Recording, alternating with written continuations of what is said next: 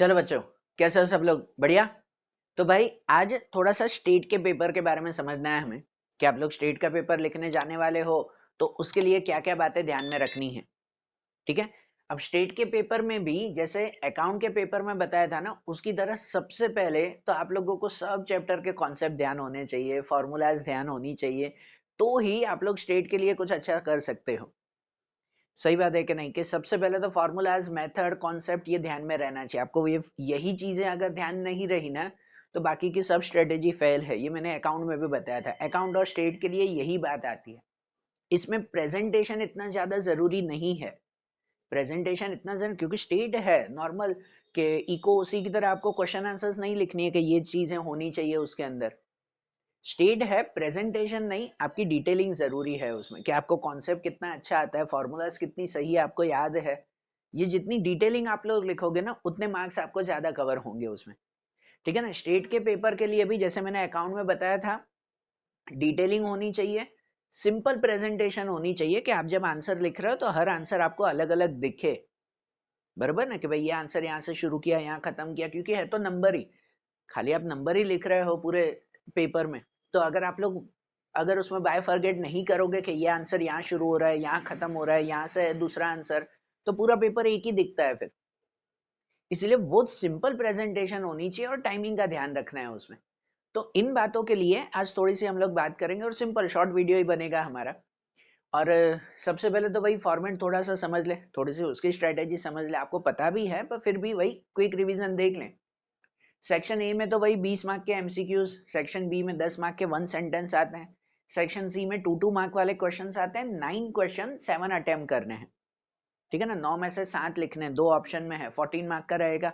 और कौन से 9 क्वेश्चन आते हैं वो भी है कि पार्ट 1 में से 1 2 3 4 चारों चैप्टर में से आते हैं, और पार्ट 2 में से 1 2 4 4 5, फर्स्ट में से, सेकंड में से, 4 में से 2 और एक 5 में से, ऐसे रहता है ना। सेक्शन डी में के 3 मार्क के सम्स होते हैं, आपके 12 सम्स होते हैं, 8 अटेम्प्ट करने हैं, 4 ऑप्शन में है आपके लिए, 24 मार्क का। और जो वो 12 क्वेश्चंस होते हैं वो इसमें से कि पार्ट 1 में से फर्स्ट चैप्टर में से 2, एक सेकंड, थर्ड में से 2, एक फोर्थ, फिर पार्ट 2 में चैप्टर 1 में से 3, 2 सेकंड में से और एक फिफ्थ में से। ऐसा है कि नहीं? बराबर ना। ये सेक्शन डी। सेक्शन ई आपके जो 4 मार्क के क्वेश्चंस रहते हैं, 4 होते हैं, 3 लिखने हैं हमें। बराबर 12 मार्क ये रहेगा। तो जिसके अंदर ये 4 क्वेश्चन आते हैं, पार्ट 2 में से ही आता है सेक्शन ई में से, कि 4 में से 2 थर्ड चैप्टर में से आते हैं पार्ट 2 का, एक 4 एक 5 में से।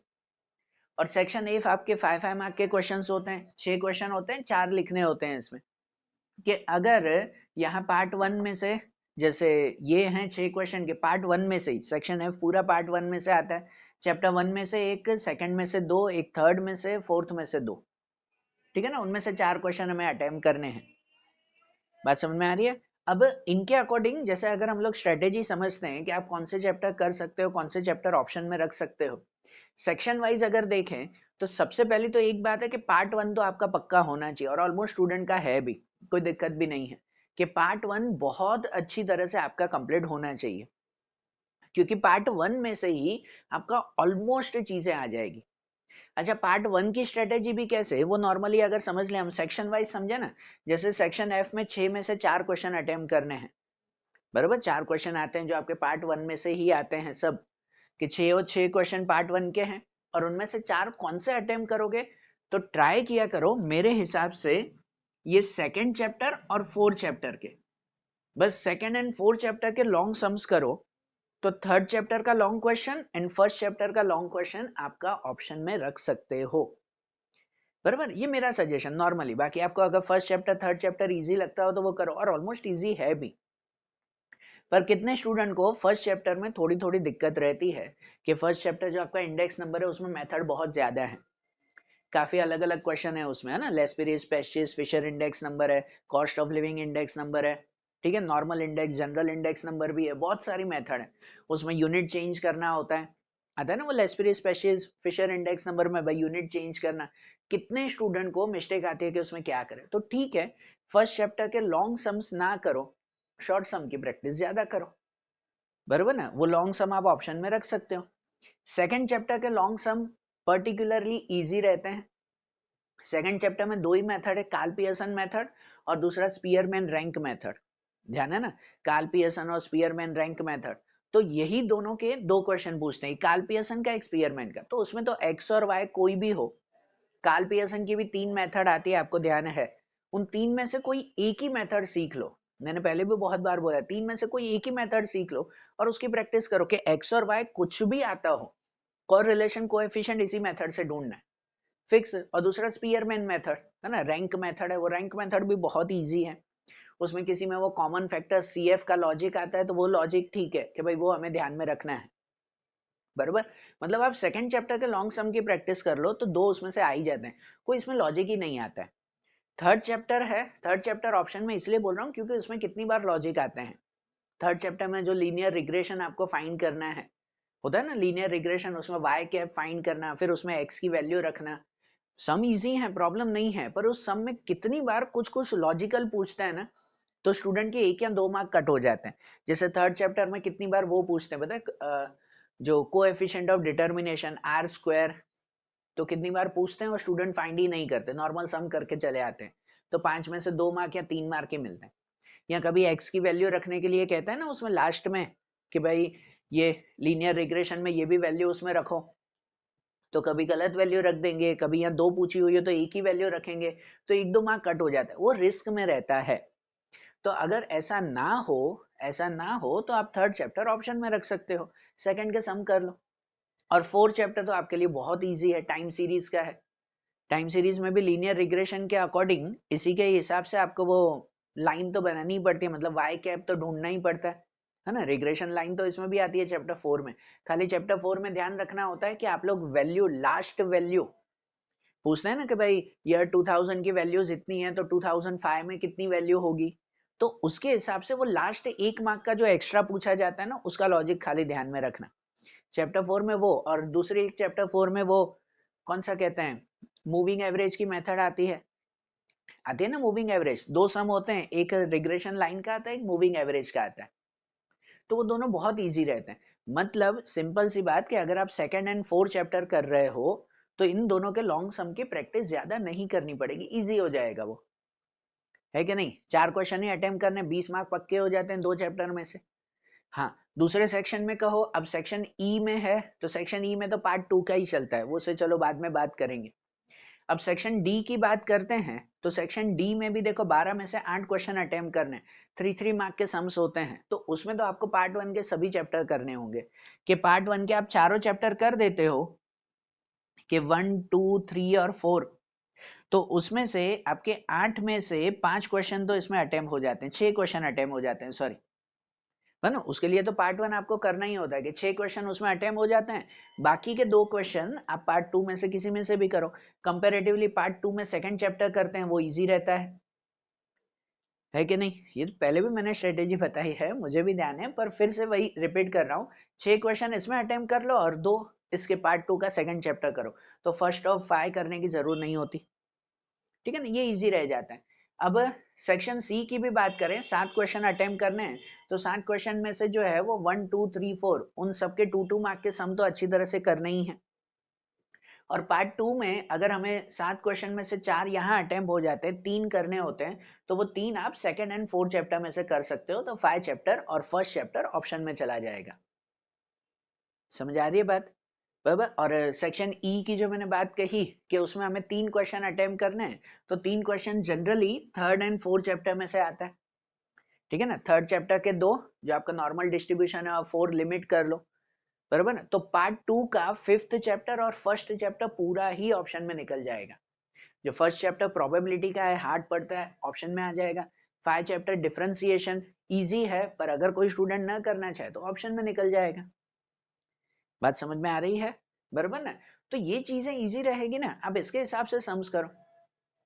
अब एक बात, पहले एक वो बात कि जो स्टूडेंट ने अभी तक तैयारी नहीं किया, अभी तक वो कंफ्यूज है, सर कौन से चैप्टर करें ना करें, पार्ट 2 बहुत हार्ड लग रहा है। तो देखो एक सिंपल सा एक बात बता रहा हूँ, 5 मिनट सुन लेना। देखो यहाँ पे है ना, मार्किंग दी गई है गवर्नमेंट की तरफ से कि भाई हर चैप्टर में से कितने कितने मार्क का आता है, with option and without option. ये भी मैंने पहले बताया है, फिर से एक बार बता रहा हूँ। विथ एंड विदाउट ऑप्शन कैसे आता है कि भाई देखो पार्ट 1 में से जो चैप्टर 1 है उसमें विदाउट ऑप्शन 12 मार्क का एंड विथ ऑप्शन 16 मार्क का।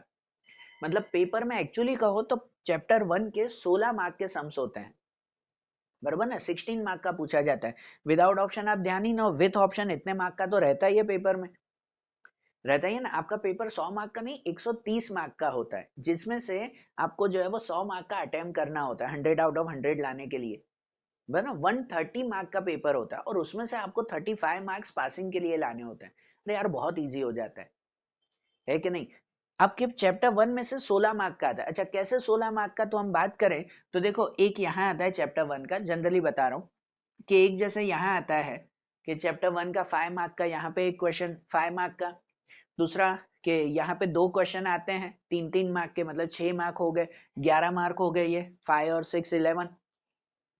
1 मार्क का यहाँ आता है 2, 13 मार्क्स हो गए, और बाकी के 3 मार्क के इसमें आते हैं, 2 एमसीक्यू आते हैं, एक 1 मार्क आता है, तो टोटल 16 मार्क का आ जाता है ना उसमें। तो आप अगर थियरी भी साथ में कर रहे हो चैप्टर 1 के साथ, तो फिर ये 16 मार्क आपके पक्के हो जाते हैं, है कि नहीं। तो आप इसी तरह से, ये चैप्टर 1 का पता है, इसी तरह से हर चैप्टर में है। तो अगर आप पार्ट 1 भी अच्छी तरह से कर रहे हो विथ थियरी, अच्छा पार्ट 1 में थियरी खाली आती है चैप्टर 4 की ही, जो यहाँ पे है ना 2 मार्क्स में, वो 2 मार्क्स में चैप्टर 4 की थियरी ज्यादातर पूछी जाती है पार्ट 1 में, पार्ट 2 का भी बता रहा हूँ, पर पार्ट 1 में चैप्टर 4 की ही थियरी आती है। तो जो क्वेश्चन आंसर्स वगैरह याद करने वो चैप्टर 4 के याद करने, और किसी के याद नहीं करने, ठीक है, तो वो भी चिंता नहीं आपको। तो अगर आप पार्ट 1 भी अच्छी तरह से कर रहे हो ना, तो ये 16 18 16 18 ये अगर करो तो करीबन 68 मार्क्स हो जाते हैं आपके। कितने मार्क्स हो जाते हैं? 68। मतलब अगर आप पार्ट 1 भी बहुत अच्छी तरह से कर रहे हो, एमसीक्यू 1 मार्क, चैप्टर 4 की थियरी, क्वेश्चन आंसर्स के कुछ ऑप्शन में नहीं रखना है, तो पार्ट 1 से ही आपके 68 मार्क्स कवर हो जाएंगे, अगर पार्ट 2 देख भी नहीं रहे हो। खाली स्टूडेंट को चिंता क्या रहती है, मैं हर एक वीडियो में एक ही बात कह रहा हूँ कि स्टूडेंट पेपर में स्ट्रेस लेके बैठ जाते हैं, यार ये नहीं आ रहा है, अरे ये नहीं आ रहा है, अरे वो नहीं आ रहा है। अरे जो आ रहा है उस पे ही आपका फोकस होना चाहिए और कोई चीज पे नहीं। जो आ रहा है उस पे, पार्ट 1 बहुत अच्छी तरह से आ रहा है, प्रैक्टिस की है, रखो उस पार्ट 1 पे कॉन्फिडेंस कि 68 मार्क तो उसमें से कवर हो जाएंगे आपके, बहुत इजीली कवर हो जाएंगे, बराबर ना। पर हाँ शर्त है कि वो पार्ट 1 की प्रैक्टिस बहुत अच्छी होनी चाहिए, शॉर्ट सम के लॉजिक ध्यान होने चाहिए, शॉर्ट सम्स की जो है वो फॉर्मूलाज याद होनी चाहिए, क्योंकि ज्यादातर शॉर्ट सम में मार्क्स आते हैं, बराबर ना। इसमें तो खाली 20 मार्क का ही है, पार्ट 1 के लॉन्ग सम खाली 20 मार्क के ही हैं, बाकी सब तो शॉर्ट्स के लिए ही है वो। तो इसलिए उसकी प्रैक्टिस पार्ट 1 की बहुत अच्छी तरह से होनी चाहिए, तो आपके 68 मार्क तो पक्के हो गए पेपर में। अरे पासिंग मार्क की तो कोई चिंता ही नहीं है उसमें, है कि नहीं। पर हाँ कॉन्फिडेंस रखो, उस वक्त आप पार्ट 2 के सम देखते हो ना पेपर में, अरे ये भी नहीं आ रहा है, अरे यार ये भी नहीं, अरे वो भी नहीं, अरे वो वहां सब खत्म, जो आता है वो भी चला जाएगा उसमें। तो कॉन्फिडेंस रखो ना मेरे भाई कि भाई नहीं, जो आ रहा है मैं वो अटेम्प्ट करूंगा और मेरे पासिंग मार्क्स से तो अच्छे आ ही जाएंगे। जिनको 60 प्लस मार्क्स भी चाहिए, 50 प्लस मार्क्स भी चाहिए, तो उनको पार्ट 1 बहुत अच्छी तरह से कंप्लीट कर लो, बराबर। अभी भी टाइम नहीं गया, अब अभी भी जो है वो पार्ट 1 की प्रैक्टिस अच्छी तरह से कर लो तो ठीक है, पर अभी ही करना, बोर्ड एग्जाम में स्टेट में गैप नहीं है, तो जो भी करना है अभी प्रैक्टिस करना है, लास्ट डे पे प्रैक्टिस नहीं होगी इसकी, ठीक है ना। ये चीज ध्यान में रखना कि लास्ट डे पे तो खाली मस्त ऐसे पन्ने घुमाते हैं और आराम से बैठते हैं, हाँ ये आ रहा है, ये आ रहा है, ये आ रहा है, ये कॉन्फिडेंस खाली लास्ट डे पे होना चाहिए और कोई टेंशन नहीं। समझ आ रही है बात? तो इसे अच्छी तरह से ध्यान देना भाई, पार्ट 1। अच्छा पार्ट 2 में कौन से चैप्टर करें, तो देखो मेरा एक सजेशन कि पार्ट 2 में आप चैप्टर 2 एंड चैप्टर 4 भी खाली कर लेते हो, चैप्टर 2 एंड चैप्टर 4 खाली ये 2 चैप्टर आपने किए हैं, तो देखो चैप्टर 2 में से 12 मार्क का आएगा विथ ऑप्शन, ऑब्जेक्टिव्स भी वगैरह।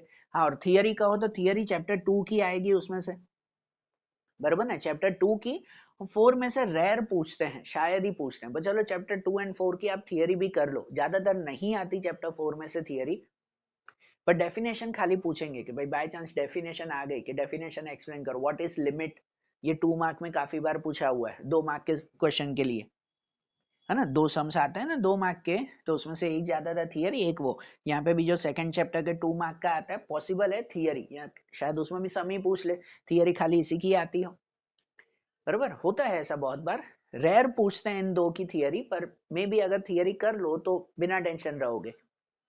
तो चैप्टर 2 और चैप्टर 4 अगर खाली पार्ट 2 में से किए हैं तो फिर 12 और 11 उसके मार्क्स अगर देखो 23, इसमें 23 मार्क ऐड हो जाते हैं और आपके 91 मार्क्स हो जाते हैं। मतलब कि अगर आपने ये 6 चैप्टर अच्छी तरह से किए हैं, किसी को ये फर्स्ट चैप्टर हार्ड लग रहा है, थर्ड चैप्टर हार्ड लग रहा है, रख दो ऑप्शन में। आपने इतने चैप्टर भी अगर अच्छी तरह से किए हैं, आपके 91 मार्क्स हैं पक्के पक्के 91 marks, 90 plus marks, 80 plus marks जिसको चाहिए ना, वो दूसरे ये 3 चैप्टर को देखो ही मत भले, स्ट्रेस ही ना लो यार कि नहीं मुझे 80 अब चाहिए, 80 अब इसमें से आ जाएंगे। पर हाँ, इन सब की प्रैक्टिस अच्छी तरह से करनी होगी। इसमें लेट गो नहीं कि चैप्टर 4 लिमिट का अरे ये सम नहीं आ रहा है, छोड़ो नहीं मुझे नहीं करना है, फिर भूल जाओ। बाय चांस वही सम अगर आ गया एग्जाम में तो खत्म, फिर वो मार्क्स गए। ठीक है ना, इन चैप्टर्स में एक भी सम, हाँ और ये भी सबसे बड़ी आपको खासियत है कि सब सम आपके टेक्स्ट बुक का ही आएगा। पूरे पेपर में 130 मार्क का आपको टेक्स्ट बुक में से ही पूछेंगे। सम में सी डी ई एफ एक भी सम टेक्स्ट बुक के बाहर का नहीं होगा। तो टेक्स्ट बुक के ही सब एग्जाम्पल, सब जो है वो सम्स, पीछे की एक्सरसाइज के सम, सब एक एक सम एक एक सम एक एक सम कर लो ना, बरं कोई सम बाकी नहीं रहना चाहिए। जो हार्ड लगे टिक करके अच्छी तरह से लिखते जाओ, बरं सबकी प्रैक्टिस कर लो, आपके इतने मार्क्स पक्के हैं यार, बराबर। और हाँ, सेक्शन ए और बी में से भी जो 30 मार्क का है, 15 30 में से 25 से ज्यादा मार्क का आपके टेक्स्ट बुक के ही एमसीक्यू और 1 मार्क आएंगे, बराबर। स्टेट में नहीं आएगा बाहर का। रेयरली 5 से 7 मार्क आपके बाहर के पूछे जा सकते हैं, जो पीछे की एक्सरसाइज में नहीं है, वो रेयरली 5-7 मार्क का वहां बाहर से आएगा। थोड़ा सा ट्विस्ट करके पूछेंगे, वो भी अगर आपने प्रैक्टिस अच्छी की होगी तो वो ट्विस्ट नहीं आएगी चीज। जो आपने चैप्टर ऑप्शन में रखे हैं ना, उसके खाली पीछे एक्सरसाइज के सेक्शन ए और बी अच्छी तरह से याद कर लो, उसमें से आ जाएगा, बराबर, आराम से आ जाएगा उसमें से। बात समझ में आ रही है? तो यार इतने चैप्टर्स तो करो ना, इतने चैप्टर्स तो आपको अच्छी तरह से करने ही करने हैं। अभी भी नहीं शुरू किया तो अभी से शुरू करो, पर करने हैं ये चैप्टर्स तो पक्के। ठीक है, अच्छा, पर एक दूसरी बात, हाँ भाई थोड़ी अजीब चीज है पर सुनना ये भी ध्यान से। आपने ये चैप्टर्स किए, अब जो स्टूडेंट कह रहे हैं कि मुझे 100 आउट ऑफ 100 लेके आने हैं, हाँ है, मैंने तो हमेशा रिवीजन में कहा है कि जिसको 100 आउट ऑफ 100 लाने हैं भाई वो अच्छी तरह से प्रैक्टिस करो, और आते ही है 100 आउट ऑफ 100। तो एक ये यहाँ पर ग्लिच है गवर्नमेंट का कि जिसको 100 आउट ऑफ 100 लाने हैं, तो बाकी के सोचते हैं चलो इतने मार्क्स इतने चैप्टर किए, 91 मार्क्स तो पक्के हो गए हमारे, अब बाकी का मैं चैप्टर 5 कर लूं, उसमें 12 मार्क का आ जाएगा। चैप्टर 5 कोई अगर ऐसा सोच रहा है कि अब मैं चैप्टर 5 करूं 12 मार्क का हो जाएगा, तो उसमें 103 मार्क्स हो जाएंगे। हाँ, विद ऑप्शन आप 103 मार्क का अटेम्प्ट करके आओगे, 100 में से 100 उसमें से आ सकते हैं, पर ऐसा नहीं होगा। यही ग्लिच है गवर्नमेंट का कि अगर आपने चैप्टर 5 खाली किया है तो नहीं, 100 आउट ऑफ 100 नहीं आएंगे, वो 90 प्लस ही रहेंगे। क्योंकि ये जो सेक्शन ई है, वो सेक्शन ई गवर्नमेंट ने ऐसा बनाया है कि जहां स्टूडेंट थोड़ा सा फंस जाते हैं। अब सेक्शन ई में जो आपको 3 क्वेश्चन अटेम्प्ट करने हैं, तो वो 3 क्वेश्चन में से चैप्टर 3 4 3 में से 2 4 और 5 में से आते हैं। तो चैप्टर 3 के और 4 के कंपलसरी करने पड़ते हैं, या चैप्टर 3 तो कंपलसरी करना पड़ता है ना। 3 क्वेश्चन अटेम्प्ट करने, आप चैप्टर 3 ऑप्शन में रख दो, 4 और 5 खाली अटेम्प्ट करोगे, तो फिर एक क्वेश्चन रह जाएगा, 4 मार्क का रह जाएगा वो। मतलब आपने सेकंड चैप्टर किया, 4 चैप्टर किया और 5 चैप्टर भी कर लिया ना साथ में, फिर भी पेपर में आपका 4 मार्क का छूटेगा। वो सेक्शन ई गवर्नमेंट ने ऐसा जो है वो ट्विस्ट करके रखा हुआ है, बरोबर। हाँ, यहाँ जो चैप्टर 5 के 2 क्वेश्चन होते तो आपके 100 में से 100% आ जाते हैं इन चैप्टर्स में से। तो अगर आप चैप्टर 5 कर रहे हो, इसके अलावा इन जो है वो 6 चैप्टर के अलावा चैप्टर 5, तो अभी आपके 4 मार्क रिस्क में है, 4 मार्क छूटेगा, तो 100 आउट ऑफ 100 नहीं आएंगे जो लोग सोच रहे हैं। अगर आप चैप्टर 1 कर रहे हो कि 2 और 4 अच्छी तरह से किया, चैप्टर 1 कर रहे हो उसके साथ, तो भी वही यहाँ पे प्रॉब्लम सेक्शन ई की कि आपका 4 मार्क का छूटेगा, बराबर ना। इवन चैप्टर 1 कर रहे हो तो 4 और 4 8 मार्क का छूटेगा, क्योंकि यहाँ पे सिर्फ चैप्टर 4 ही आप अटेम्प्ट कर रहे हो। अब भले यहाँ पे सब लिख लो, यहाँ पे सब लिख लो, विथ ऑप्शन लिख लो, दूसरे चैप्टर ऑप्शन में रखो, वो उसे विथ ऑप्शन रख लो, पर नहीं, ये सेक्शन ई आपको ऐसा फंसा कर रखा हुआ है। अकाउंट, इको, उसी दूसरे कोई सब्जेक्ट में ऐसा नहीं है। पर सेक्शन ई को ऐसे फंसा के रखा हुआ है कि आपको दूसरा चैप्टर 3 कंपलसरी करना ही है। आप 2 और 4 अच्छी तरह से कर रहे हो, बराबर, 2 और 4 अच्छी तरह से कर रहे हो।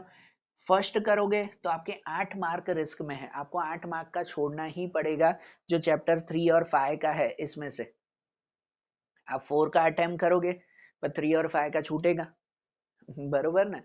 तो आपको अगर फर्स्ट चैप्टर लिख रहे हो इनके साथ तो 8 मार्क का छूटेगा, अगर इनके साथ आप 5 चैप्टर कर रहे हो तो 4 मार्क का छूटेगा, और इन दोनों के साथ अगर आप थर्ड चैप्टर कर रहे हो 1 और 5 ऑप्शन में रख रहे हो तो कुछ नहीं छूटेगा, तो आपके 100 में से 100 आ जाएंगे, बरोबर। कि अगर 2 और 4 चैप्टर किया उसके साथ जो आपका ऑप्शन में है, ये पार्ट 1 तो कंपलसरी करना है, उसे ऑप्शन में नहीं रखा है मैंने। पार्ट 2 में से 2 और 4 अगर कर लिया तो 91 मार्क्स आ गए, बाकी के जो 9 मार्क आपको कवर करने हैं उसके लिए थर्ड चैप्टर ही करना पड़ेगा, 1 या 5 आप नहीं कर सकते। है गवर्नमेंट का ऐसा ग्लिच, क्या करें, बरोबर है, उनकी पॉलिसी के इसी तरह से है, और उसी में ही गवर्नमेंट ने कंपटीशन रखी है कि भाई कौन स्टूडेंट अच्छी तरह से कर रहा है, उसी को ही, जिसने ये कंपटीशन अच्छी तरह से पार की उसके 100 आउट ऑफ 100 आएंगे। बात आ रही है ना समझ में, ठीक है। तो ये चीज ध्यान में रखना भाई। हाँ, वीडियो में ये डिटेलिंग ज्यादा हो गई। अब आखिरी जो थोड़ी सी प्रेजेंटेशन के बारे में बताया हम लोग, मैंने बताया स्टेट में प्रेजेंटेशन ज्यादा जरूरी नहीं है। नॉर्मल प्रेजेंटेशन आपकी खाली इतनी होनी चाहिए कि आप जो भी सम लिख रहे हो उसमें थोड़ी डिटेलिंग और बाय फॉरगेट होना चाहिए कि ये सम यहाँ शुरू हो रहा है, यहाँ खत्म हो रहा है, यहाँ शुरू हो रहा है, यहाँ खत्म हो रहा है, ऐसे। इतनी सिंपल प्रेजेंटेशन भी रही तो कोई दिक्कत नहीं है। आप जैसे लिखते हो सप्लीमेंट्री में, जैसे लिखोगे आप लोग, तो भाई वही सेक्शन सी अगर शुरू कर रहे हो तो सेक्शन सी, हाँ चलो बात तो वही है, इसमें भी पहली बात तो वही, आपको जो सेक्शन अच्छी तरह से आता हो पहले उस सेक्शन से शुरू करो। कंपलसरी नहीं है ए बी सी डी से ही, आपको ए और बी कितने स्टूडेंट को हार्ड लग रहा है, एमसीक्यू 1 मार्क, एमसीक्यू 1 मार्क नहीं, अरे आप टेक्स्ट बुक के तो पहले करो। कितने स्टूडेंट अभी भी मुझे व्हाट्सएप पे मैसेज कर रहे हैं, सर सेक्शन ए में जो है वो नहीं समझ में आ रहा है, सेक्शन बी कहाँ से करें, कैसे करें। टेक्स्ट बुक ही अगर आपको याद नहीं है तो दूसरे पेपर सेट उठाने की जरूरत ही नहीं है आपको, पहले टेक्स्ट बुक के ही क्वेश्चन आंसर्स और एमसीक्यूज अच्छी तरह से करने हैं।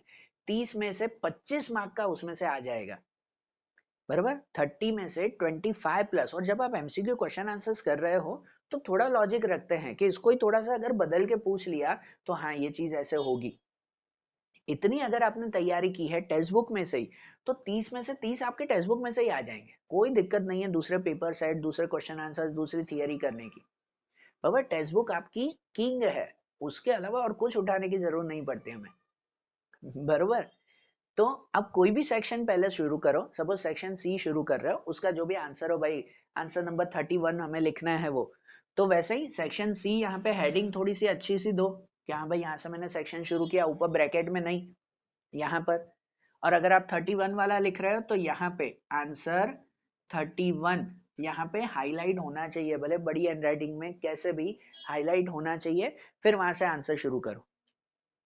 और जब आंसर लिख रहे हो, सम लिख रहे हो, तो सम में डिटेलिंग लिखो। डिटेलिंग मतलब आप कौन से टॉपिक की फॉर्मूला लगा रहे हो, क्या आंसर है, ये डिटेलिंग होनी चाहिए, बराबर। कोई कोई जो है वो चैप्टर 2 और चैप्टर 3 के सम करते हैं, अब उसमें आपको ध्यान है चैप्टर 2 और 3 में ऑलमोस्ट फॉर्मूला सेम है, माइनर फर्क आता है, वो एक्स वाई की फॉर्मूला सेम ही है ना, बराबर। हाँ, डिनोमिनेटर में चैप्टर टू के सम करते हैं कोरिलेशन कोएफिशिएंट, तो उसमें डिनोमिनेटर फाइंड करने के लिए रूट रखते हैं।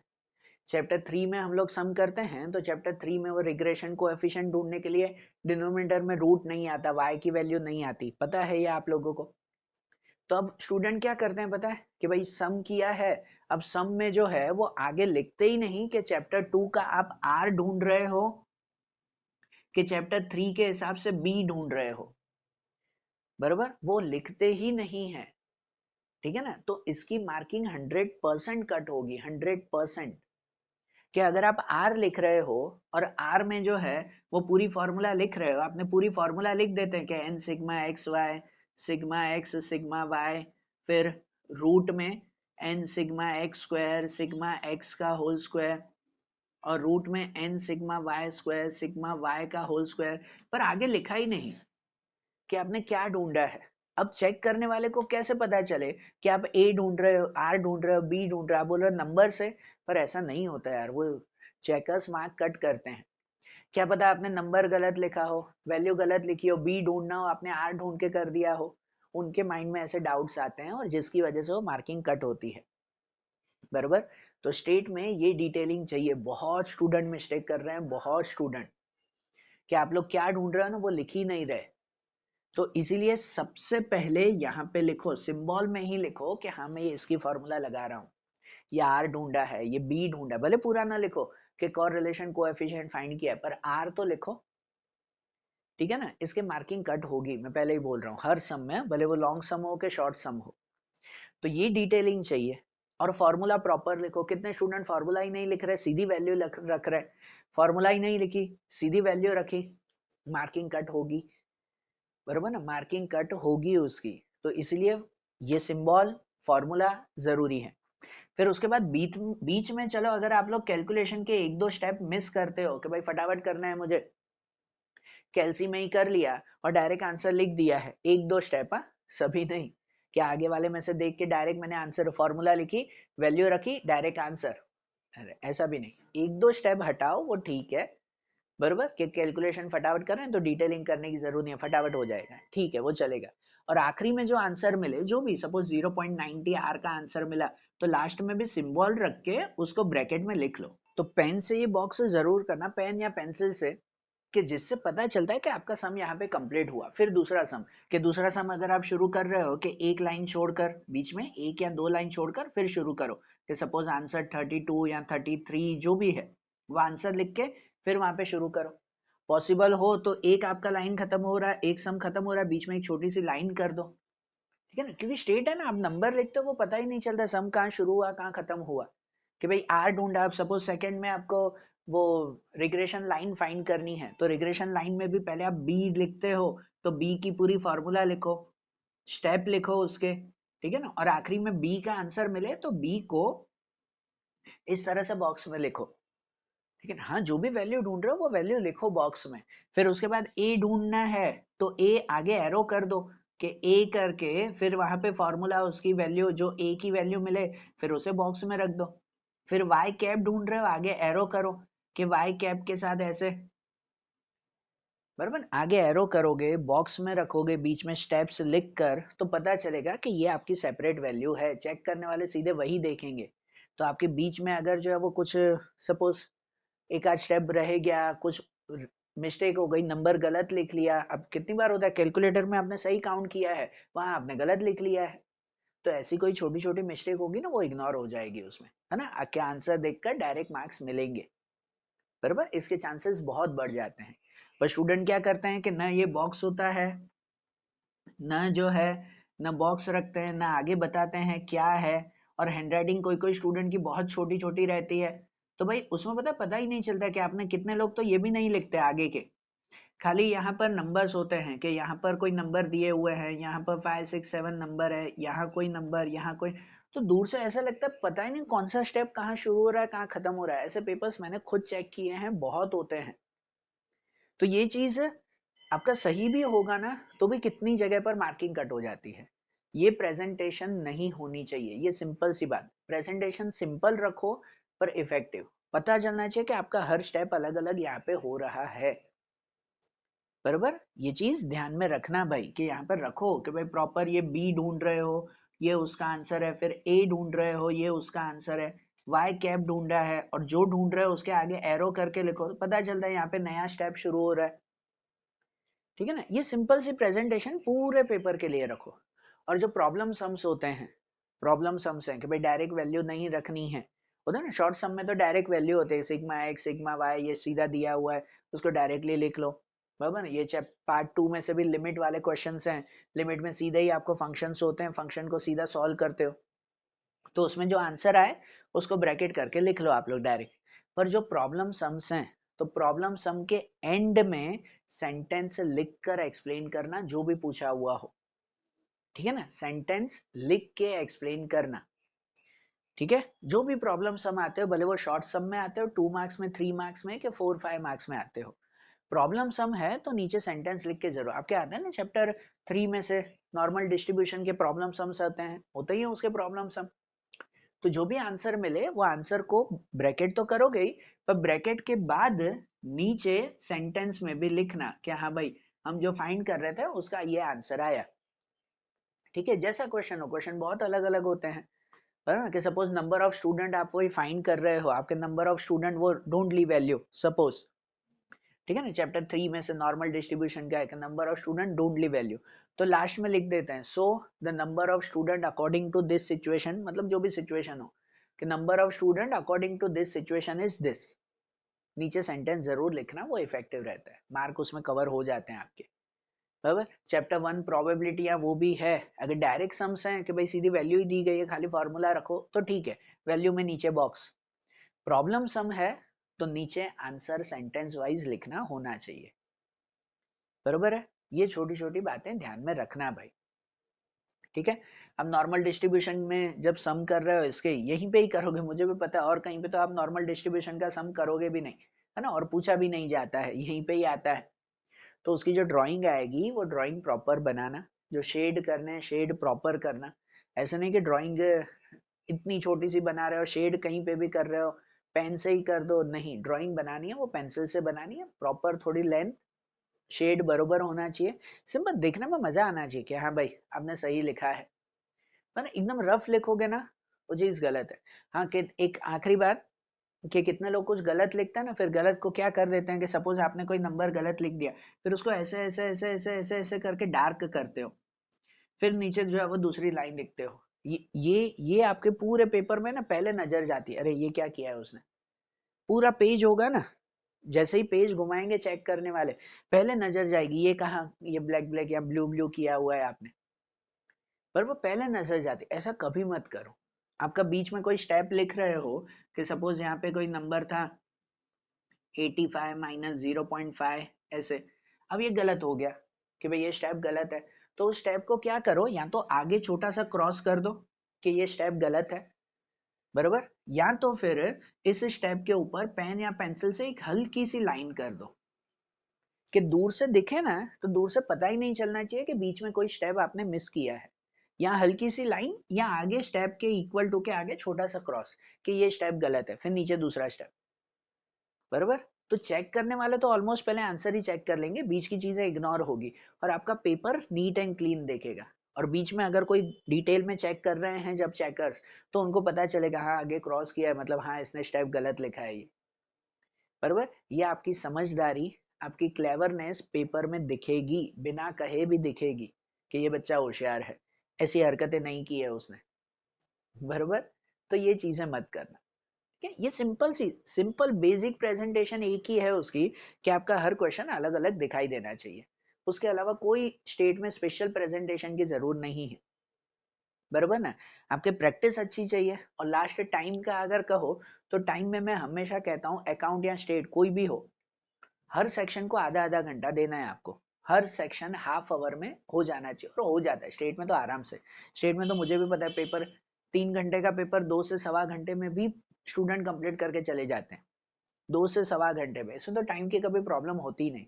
हाँ, आप लोग करते हो कि भाई सम किया फॉर्मूला नहीं याद आई बैठ गए, एक्स्ट्रा सम्स करने बैठे हो तो फिर उसमें टाइम जा रहा है, सोचने बैठे हो क्या करें इसमें क्या आता है फॉर्मूला, तो फिर वो टाइम जाता है।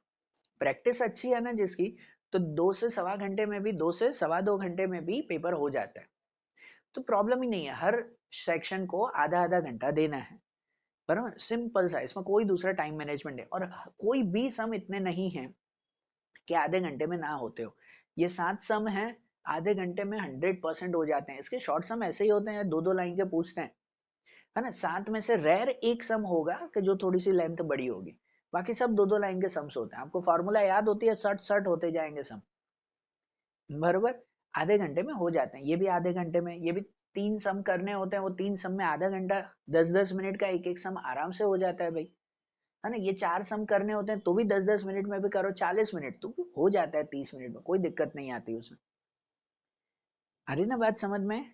तो आधा आधा घंटा रखो मैक्सिमम, इन दो के लिए सेक्शन एफ और सेक्शन डी के लिए, ये तो 3 सम है 10 10 मिनट में हो ही जाते हैं, एफ और डी इसमें आपको 40-40 मिनट लगते हैं, क्योंकि इसमें भाई 8 सम है या इसमें 4 सम है, थोड़ी सी लेंथ अगर बड़ी हुई तो भाई एक्स्ट्रा 40 मिनट लगेंगे दोनों के लिए, बराबर ना। फिर भी आखिरी में आपके 20 मिनट बचेंगे, ठीक है। तो कोई दिक्कत नहीं, आधे आधे घंटे में एक एक सेक्शन कंप्लीट करो, हो ही जाएगा उसमें। समझ आ रही बात है? तो पेपर लिखते वक्त ये चीजें ध्यान देना, पेपर हाथ में आए पहले जो जो सम आपको आ रहे हैं वो सब सम अच्छी तरह से टिक कर लो कि इतना तो कॉन्फिडेंस है मुझे आ गया। निगेटिव थिंकिंग पेपर की स्टार्टिंग में नहीं होनी चाहिए, मस्त पॉजिटिव रह के लिखना है, चलो आज तो पेपर लिखेंगे मजा आएगा, बराबर। तो ऐसे स्टार्टिंग में ही लिखो, पूरा पेपर लिख लो, लास्ट का आधा घंटा पे बैठ के सोचो अब एक्स्ट्रा मार्क अगर मुझे कवर करना है तो मैं क्या करूं, बराबर। जब आप पेपर लिख रहे हो सेक्शन पूरा करो, ये तो सब में ही बोला है, सेक्शन पूरा कर रहे हो, लग रहा है कि ये एक आध सम नहीं आया बाद में सोचूंगा, उस वक्त सोचने मत बैठो, उस वक्त जो जो आ रहा है लिख लो। लग रहा है बाद में सोचूंगा, वो पेज छोड़ दो, एक पेज छोड़ दो, दो पेज छोड़ दो, जितना लग रहा है इसमें करेंगे हम, तो वो एक दो पेज छोड़ दो, फिर आखिरी का आधा घंटा आराम से बैठ के सोचो। वो छूट गया तो भी ठीक, नहीं छूटा तो बहुत अच्छी बात है, बरोबर। अरे बात ध्यान। चलो भाई प्रैक्टिस करो, मैं हमेशा सोचता हूँ वीडियो शॉर्ट बने, पर मैं बोलने बैठता हूँ वो कंटिन्यू चलता ही जाता है, फिर है ना, हमेशा वीडियो मेरे लॉन्ग हो जाते हैं। ठीक है, चलो प्रैक्टिस करो आप लोग अच्छी तरह से, कोई डाउट हो कोई प्रॉब्लम हो कमेंट में या मुझे व्हाट्सएप पे मैसेज करो, ओके। चलो, थैंक यू।